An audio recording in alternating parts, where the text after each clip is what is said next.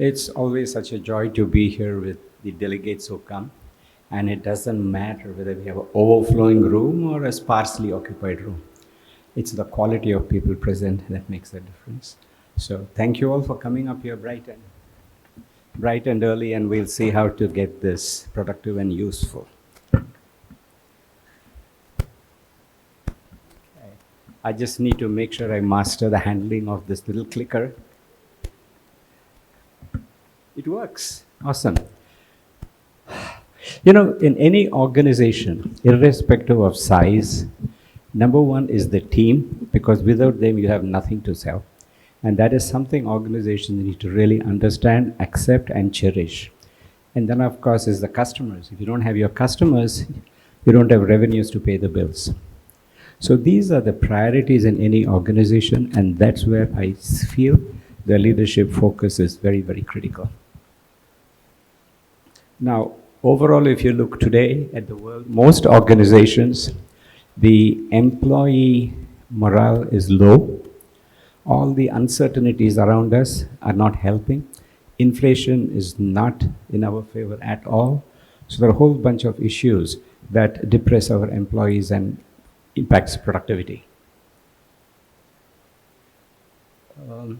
From the employee perspective, I think you should give me the hand mic, because this one, if I turn my head for a quarter of an inch, die. So from an employee perspective, I'm just an ATM.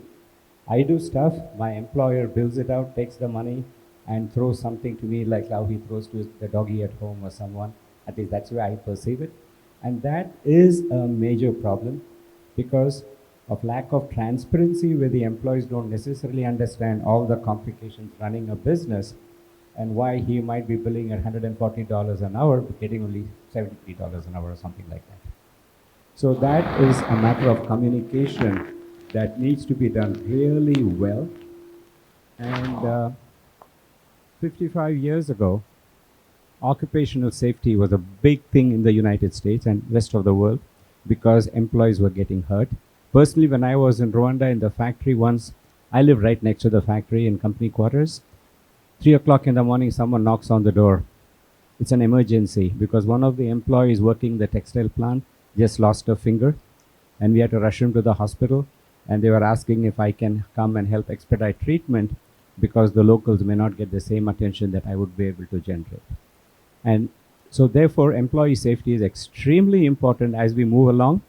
You'll find how we are so blind to employee safety today, team member safety today. So the Department of Labor is not even conscious of what dangers we are subject to. And I'm sad to say most of us are not conscious of what dangers our families are put into because of lack of knowledge and information.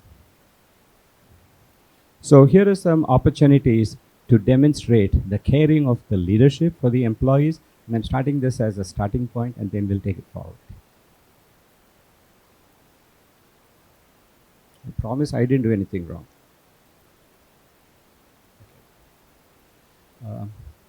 Okay, the Occupational Safety and Health Act of the United States, which is over 50 years now, is a law that protects employees, and that has just not risen to the cause in the digital age, and completely the dangers of working in the digital age are completely ignored, and that is a tragedy. Now, what it does, it sets safety standards. I have a stool in my house, just a little stool you can get onto, which costs like $350. It came from a company that filed for bankruptcy, and I didn't want to trash it. All it has is a little spring. You stand on it, it sinks to the floor, and you can't fall off it. It has wheels. The moment you get off, the wheels come. So that's the extent to which safety has been a high factor in the United States, but today that's history.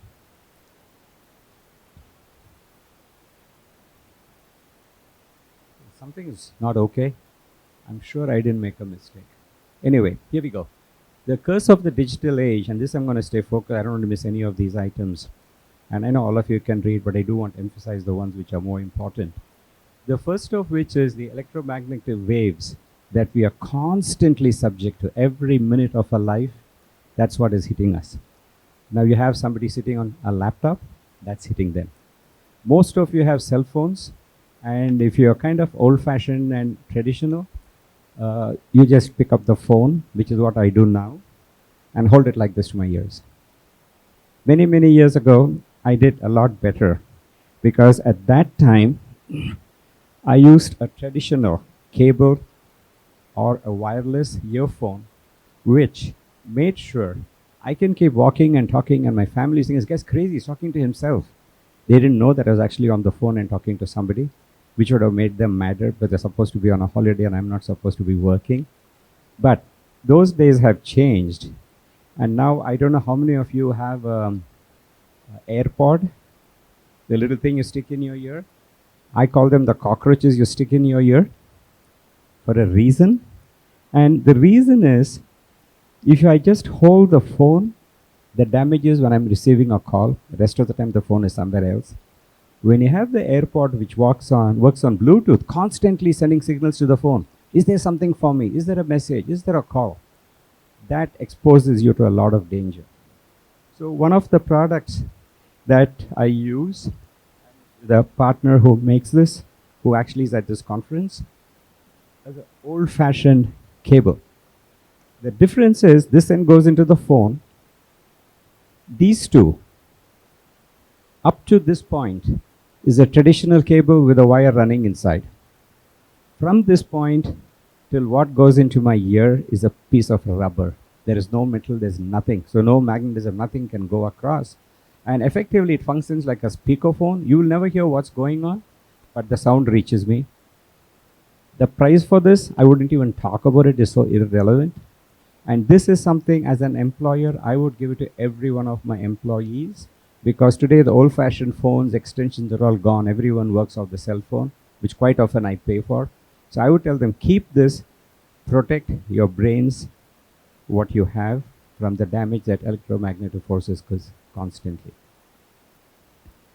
Now, we also have another major thing, particularly for women of childbearing age, and you'll see that later on in the presentation, should be a high emphasis of every employer to make sure the women are protected. Or more than being protected, it's more exposure to dangerous things that can seriously impact their body. We've done the phones and we've done the laptops. The laptops you constantly keep giving. So for that, again, we have a very good product which can help you make sure electromagnetic waves are removed and your body is not impacted by it.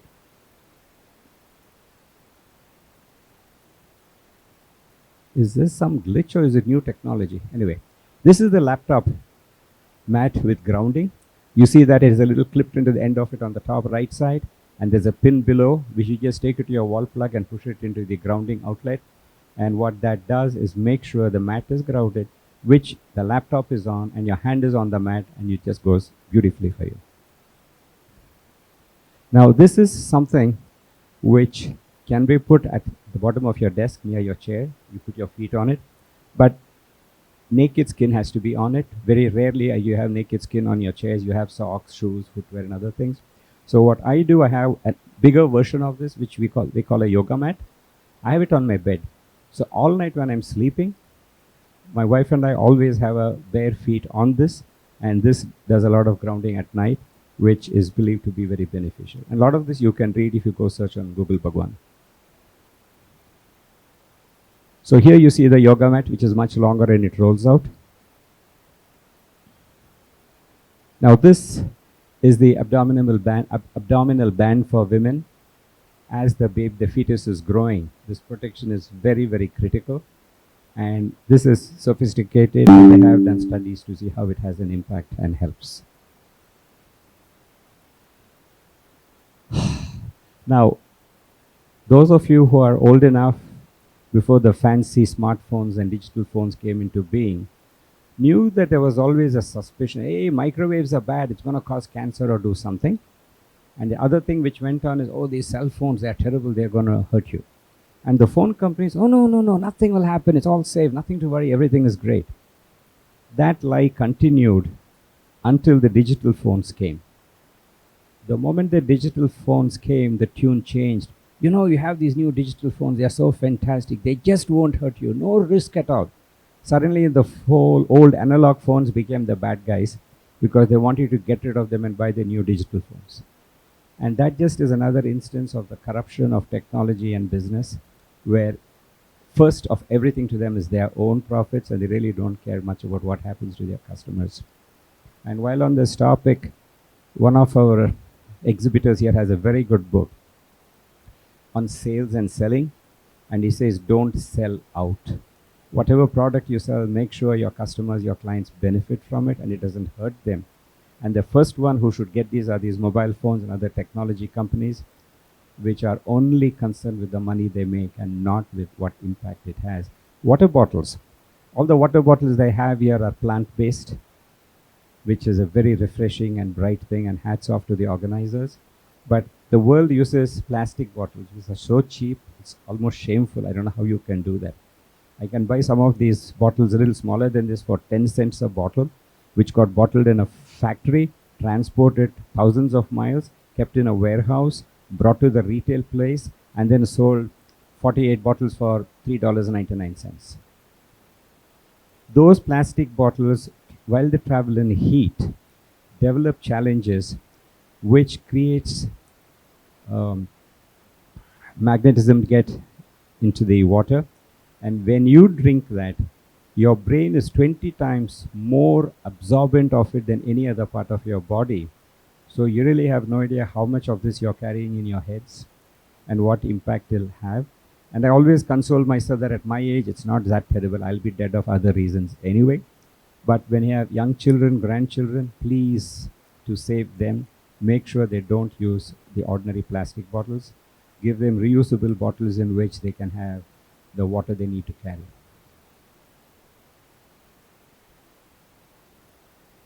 So you saw the cable which I showed you, the real one. This is a kind of a cute product. You'll find, I'm sure if I look hard enough here, somebody will be at their phone doing a text message or something, and thereby we are so distracted constantly. So this is a product again where you can program it, put all the phones in your meeting, whoever is attending, and lock it, and the thing will not open until the time is up. And that makes sure people focus. There's no time, let me see if somebody sent me a message, like there's going to be a nuclear explosion in my backyard if I don't look at this and keep monitoring. Those are the kind of illusions we have and suffer from. Now there is increasing awareness, even at conferences like this, where people talk of the benefits of yoga, meditation, chakras, and so on. And that does have, again, a big difference. And you do find that there is technology to improve some of this. And there is a company called Healy in Germany, and I have one of their representatives here showcasing their product in the outside exhibit in the first booth, in the team up booth.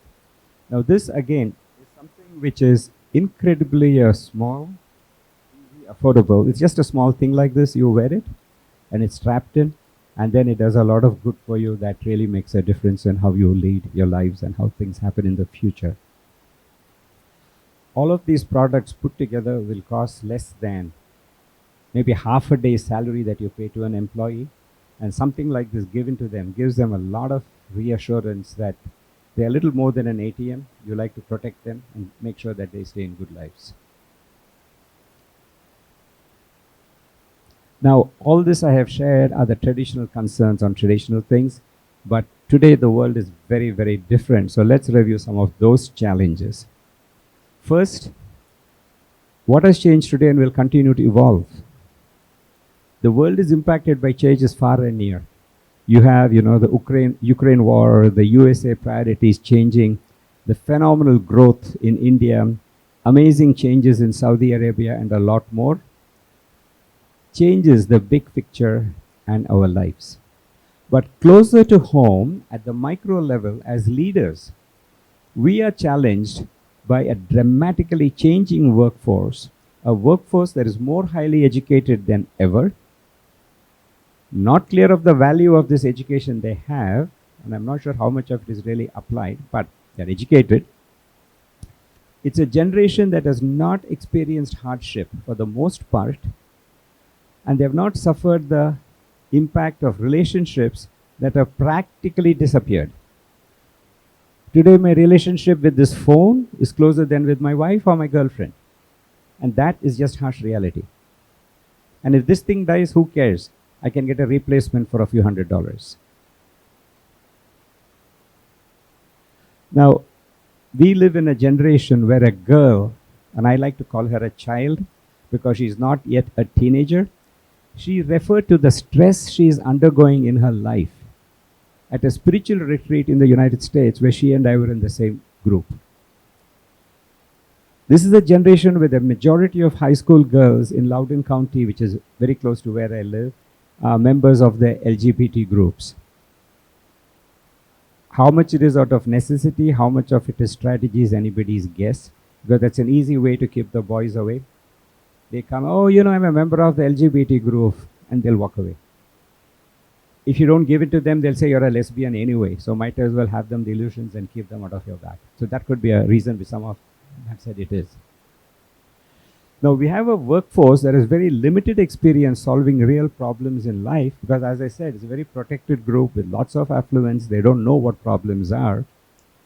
And so they require extensive training when you hire them, and there's no guarantee that they'll be productive in expected time and will stay with you for a few years. Quite often, within the first year or two, you lose the new hires, and that just throws away your entire investment.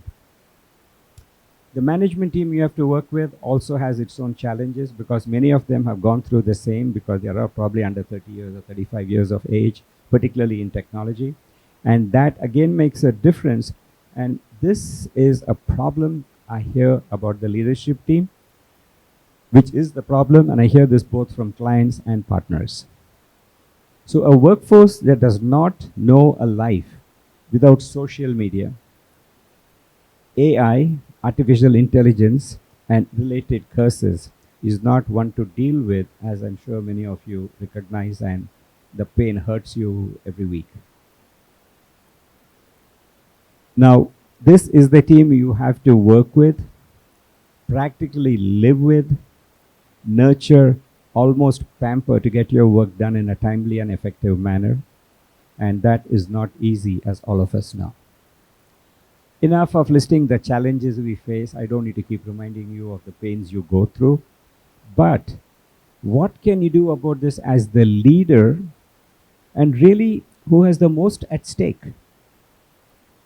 Just to take a little bit of the seriousness, we see the K is a little smaller, and somewhere else the K was kind of missing is because my laptop suddenly developed a DC and the K disappeared. So I can't type the key if I hit it. So I had to copy and paste, and when I copied and pasted a small K, I couldn't make it a cap K, but that's just for an aside. So first, please accept reality. Don't live in denial.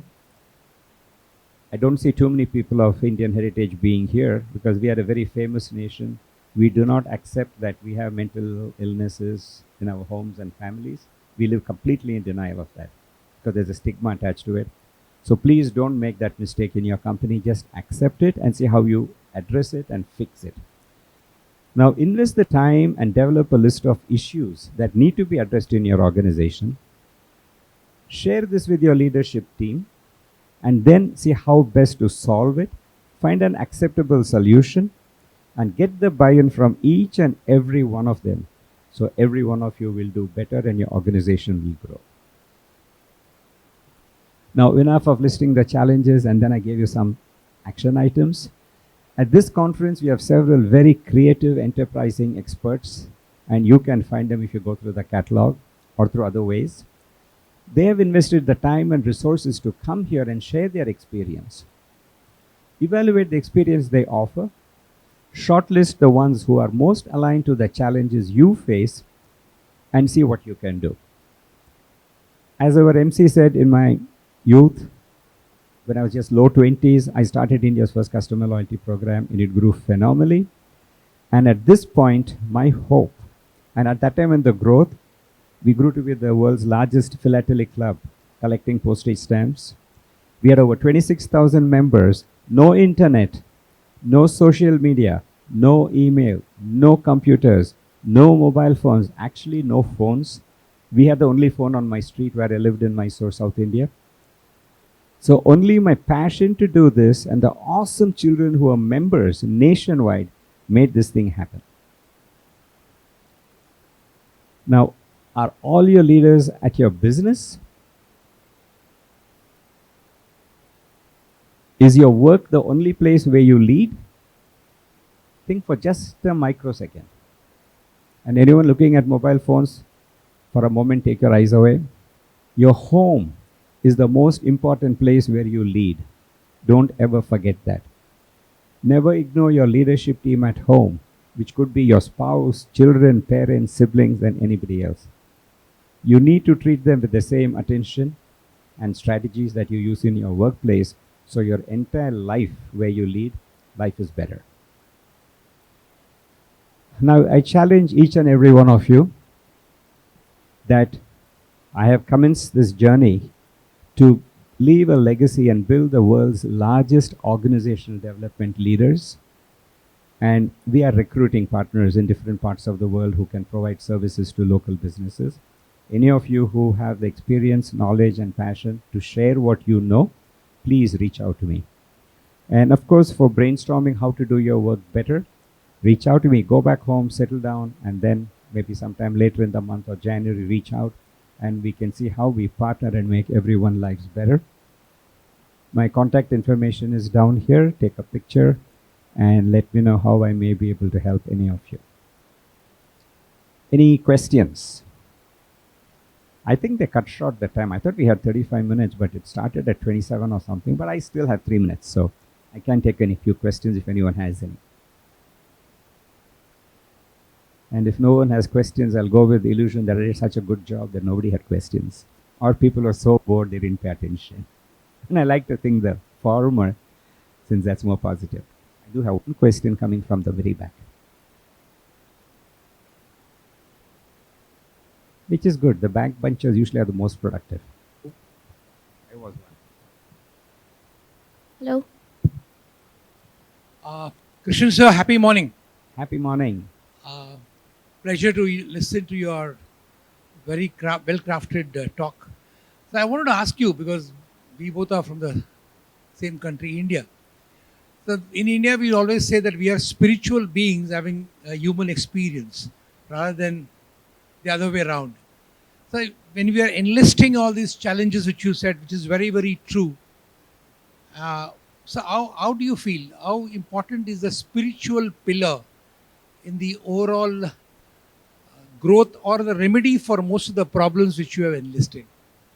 See, this is an awesome question, and I have to say, spirituality is the beginning of everything, but it's a very tricky thing. In my cynical moments, I say spirituality is used by people who don't want to admit or accept to others, you know, I'm superstitious, I believe there is a God who cares, and that God with, I don't know how many, 7-8 billion people is going to focus on what my needs are, give me attention, which obviously is illusionary. So spirituality, prayers, God are not really explained well, and it's done more with the mindset of people who can't think, which might have been true 2000 years ago, but not today. The whole purpose of prayer is only one thing. Get rid of your arrogance and get some humility and respect in your lives, because that's what makes a difference. So when I say, oh God, thank you for what you gave me, I'm acknowledging I didn't do it all alone, and that will do a huge thing. So any spirituality you can find is great, but today it's very fashionable to say that you're spiritual, and there are many spiritual leaders that you're aware of. I do support several of them who are globally famous, but I do it more because of the people I meet in their organizations, which tremendously energizes me. Another big problem in most of spiritual programs is all of them suffer what I call the honeymoon syndrome. If anybody wants to guess, but if not, I'll save time by telling you what it is. Everything, including this conference, suffers the honeymoon syndrome. Everybody's charged, energized. Oh my God, I'm going to change my life and my world. Take 2 weeks. You're back to business as usual. And in 6 months, you'll be planning coming to the next conference, which in this particular case is going to be in Las Vegas. And then you'll think, oh, I'm going to come to Singapore. And then you're coming back to Dubai, back to back almost. I'm hoping within that time, those of you who would like to make a difference will join my group of people from here who are going to help each other, support each other, set small goals, and bring in spirituality and all the other things you learn wherever you go, and make every one of us more impactful, where we make a difference in whichever place we live. And one thing I would strongly say is, please, money you can throw. Today, if I say, hey, can you give me $100, most of you will throw it and forget about it by the time you have lunch. But what is more valuable, priceless, is your time. So I would leave with this final request, almost on bended knees, begging you, please give half an hour a week to somebody in your life, in your community, who will benefit by the knowledge and experience you have. Any other questions? Just the one small add-on to this is that today most of the youth are confusing between religion and spiritualism. So with your rich background, would you like to just differentiate between the two? See, it's not youth, adults. People who are older than us are all doing, as I told you, I'm very religious. I begin the day by getting on my knees and saying, oh Jesus, Son of God, please help me do this, etc., etc. Or, oh Ganesha, or Mahashiva, please do something. What's wrong with this guy? He claims to have a master's degree in management from one of the most highly selective institutes in the world, which is Indian Institute of Management, Bangalore, the best in Asia. It is going on bench. Where the hell is God? Have you ever seen God? And this guy is doing all this. But if I say I'm very spiritual, I follow A, B, and C, and I'm so overflowing with spiritual. Oh my God, this guy is really enlightened. I can do the drama. I think names are names. As somebody said, I don't know if it was Jawaharlal Nehru or somebody else, a rose smells just as sweet no matter what you call it. The purpose of religions, everything else, is humility, gratitude, and giving. As one of my very good young women friends gave me a t-shirt which said, you make a living by what you get. You make a life by what you give. And with that food for thought, I'll thank you for coming. And I am available here all day today and tomorrow. Look forward to speaking with some of you and hopefully working. And don't be surprised, some of you may receive email from me saying, hey, further to what we spoke, I have some plans. If you'd like to be part of it, let us know. Thank you. Enjoy the rest of the conference. Thank you. Thank you.